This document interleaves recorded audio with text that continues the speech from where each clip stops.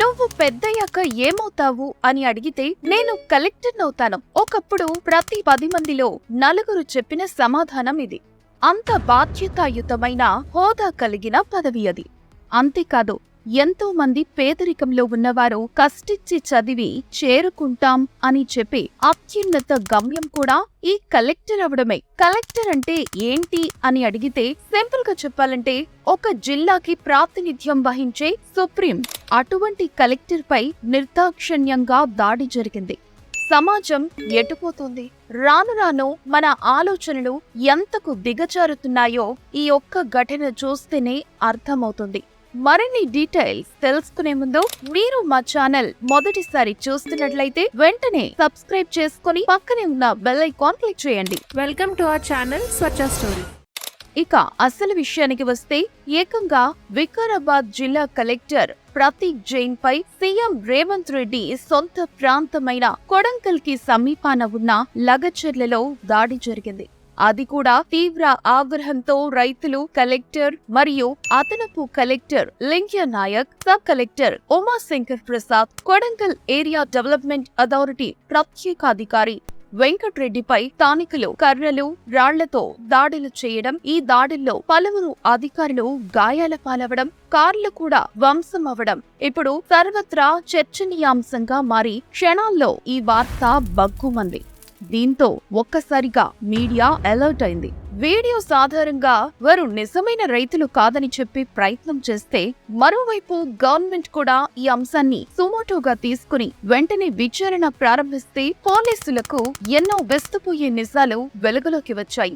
ఒక ఫార్మా కంపెనీకి ఏర్పాటుకై భూమి కొరకు కలెక్టర్ సహా ఇతర అధికారులు రైతులను స్వయంగా కలవడానికి వెళ్లారు. ఇదే విషయం ముందే గ్రహించిన కొందరు స్వార్థ రాజకీయ నేతలు అంతమంది రైతుల మధ్యకి తమ మనుషుల్ని కూడా పంపించారు.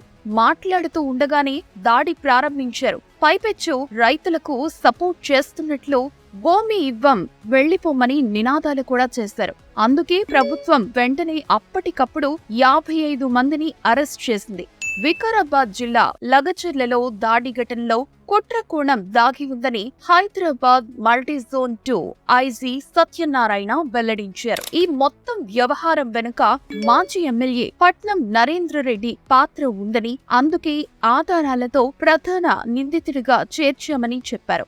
మరింత లోతుగా విచారణ చేసి వివరాలు తెలుసుకోవడానికి మాజీ ఎమ్మెల్యే నరేందర్ రెడ్డిని పోలీస్ కస్టడీకి ఇవ్వాలని న్యాయస్థానంలో పిటిషన్ దాఖలు చేయనున్నట్లు తెలిపారు. దాడిలో పాల్గొన్న 42 మందిని గుర్తిస్తే వారిలో 19 మందికి అసలు భూమే లేదని తేలిందన్నారు. ప్రాథమిక విచారణలో ఎన్నో విషయాలు వెలుగులోకి వచ్చాయని చెప్పారు. ఫోన్ కాల్ ఆధారంగా బీఆర్ఎస్ నేత పట్నం నరేందర్ రెడ్డిని A1 గా చేర్చి అరెస్ట్ చేశారు. ఆయనకు కొడంగల్ కోర్టు ఈ నెల 27 వరకు రిమాండ్ విధించింది. పట్నం నరేందర్ రెడ్డి రిమాండ్ రిపోర్ట్ లో కేటీఆర్ పేరు చేర్చారు. కేటీఆర్ తో నరేందర్ రెడ్డి పలుమార్లు ఫోన్ చేసి మాట్లాడినట్లు పోలీసులు గుర్తించారు. కాల్ డేటాతో పాటు ఇద్దరి మధ్య సంభాషణలకు సంబంధించి కాల్ రికార్డులను స్వాధీనం చేసుకున్నారు. రైతులను రెచ్చగొట్టి అధికారులపై దాడులతో పాటు ఎంతవరకైనా వెళ్లాలంటూ నరేందర్ రెడ్డిని కేటీఆర్ పురమాయించినట్లుగా ప్రాథమిక దర్యాప్తులో వెల్లడైంది. నరేందర్ రెడ్డి బుధవారం ఉదయం 6 గంటల సమయంలో జూబ్లీహిల్స్ లోని కేబీఆర్ పార్క్ లో ఉండగా వికారాబాద్ టాస్క్ ఫోర్స్ ప్రత్యేక పోలీస్ బృందాలు అరెస్ట్ చేశాయి. అక్కడి నుండి నేరుగా వికారాబాద్ లోని పోలీస్ శిక్షణ కేంద్రానికి తరలించాయి. ఉదయం 8:30 నుండి 1:30 వరకు 5 గంటల పాటు నరేందర్ రెడ్డిని డీఎస్పీ స్థాయి అధికారి నేతృత్వంలోని దర్యాప్తు బృందం విచారించింది. ఆ తర్వాత తమ వద్ద ఉన్న సాంకేతిక ఆధారాలను ఆయన ముందు పెట్టి పలు ప్రశ్నలు సంధించింది. అదే సమయంలో జిల్లా ఎస్పీ నారాయణ రెడ్డి, ఆ తర్వాత మల్టీజోన్ 2 ఐజీ సత్యనారాయణ కూడా నరేందర్ రెడ్డిని విడివిడిగా విచారించారు. అధికారులపై దాడికి ముందు బోనగానే సురేష్ రాజ్ తో ఏం మాట్లాడారు? కర్రలు, కారం పొడిని సిద్ధం చేసుకోవాలని గ్రామస్తులను ప్రోత్సహించారా? దాడి జరిగిన తర్వాత సురేష్ కాల్ చేశాడా? ఇప్పుడు అతను ఎక్కడ ఉన్నాడు అని పోలీసులు ప్రశ్నించినట్లుగా తెలిసింది. అయితే నరేందర్ రెడ్డి విచారణకు సహకరించలేదని తెలిసింది. పలు ప్రశ్నలకు తెలియదు, నాకు సంబంధం లేదు, కాదు అని ముక్తసరి సమాధానాలు చెప్పినట్లు సమాచారం.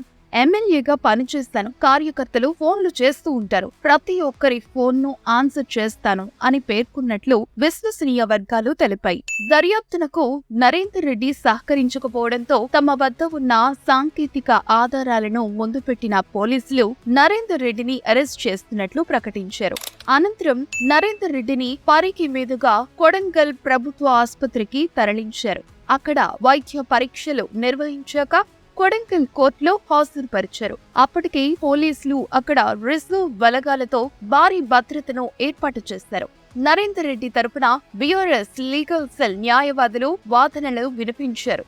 వాదోపవాదాలను నమోదు చేసుకున్న జడ్జ్ నరేందర్ రెడ్డికి 14 రోజుల జ్యుడిషియల్ రిమాండ్ విధించారు.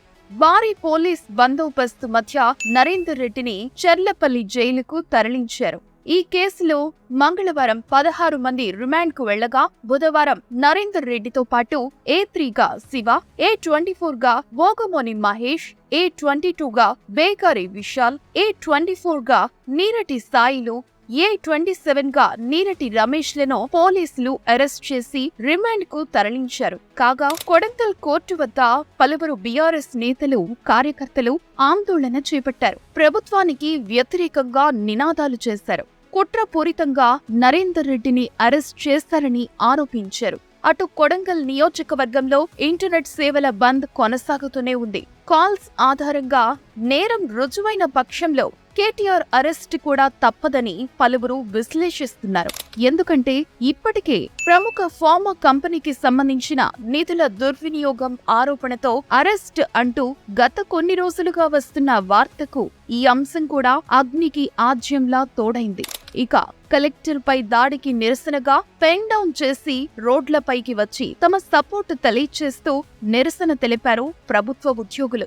వెంటనే కలెక్టర్ ప్రతీక్ జైన్ అక్కడకు చేరుకుని నిరసనను ఆపమని, నాకేమీ కాలేదని, ప్రొటెక్షన్ అంతా బాగానే ఉందని, అయినా రైతులకు దాడులు చేయడం తెలియదని, వారంతా మనవారేనని అన్నారు. ఇది అల్లరి ముకలు ఉద్దేశపూర్వకంగా చేసిన దాడి అని, నిరసనను విరమించమని చాలా హుందాగా స్పందించారు. కలెక్టర్ ని చూసి పరిగెట్టుకుంటూ వచ్చిన మీడియాకి కూడా గట్టి కౌంటర్ ఇచ్చారు. మీడియాలో పదే పదే దాడి అని ఎందుకు వేస్తున్నారని ప్రశ్నించారు. రైతులతో మేము మాట్లాడడానికి వెళ్లాం, వాళ్లు కూడా మమ్మల్ని పిలిచారు, మేం మాట్లాడుకున్నాం. కానీ అక్కడ రైతులు కాని వాళ్లు కొందరు వాళ్లలో చేరి ఉద్రిక్త పరిస్థితులు ఉత్పన్నమయ్యేలా చేశారని అన్నారు.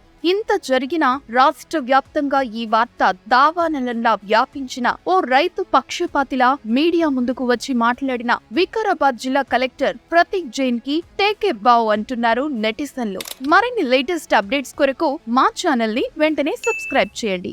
మరో టాపిక్ తో మళ్ళీ మీ ముందుకు వస్తాం. అంతవరకు కీప్ వాచింగ్ స్వచ్ఛ స్టోరీస్ ఛానల్.